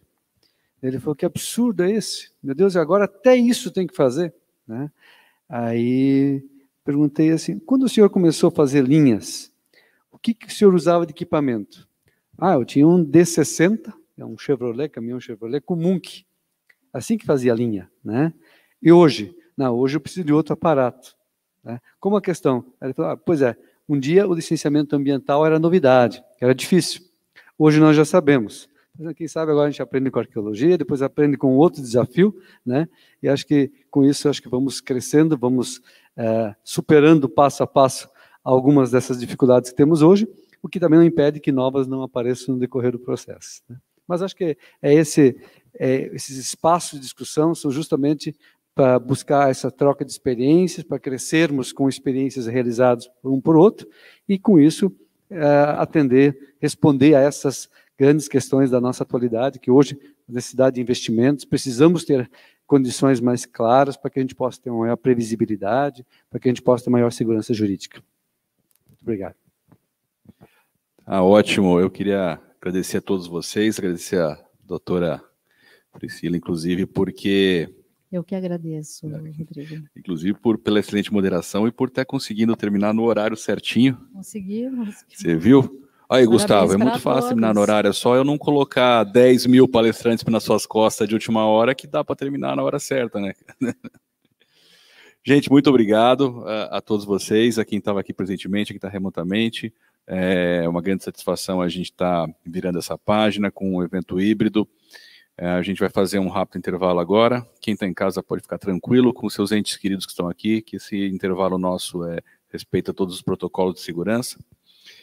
Então, podem aproveitar. Quem está em casa também pode fazer um intervalo. Quem está em casa pode ir lá fazer um xixi, dar um beijo nos filhos, pegar um café. Quem está em casa, quem está no escritório também, já pode mostrar para o chefe, ó, eu assisti quase 3/4 do LASA, já mereço um aumento. Então, estou muito mais qualificado do que eu estava hoje de manhã. Então, obrigado a todos vocês. Peço uma salva de palmas para os nossos oradores.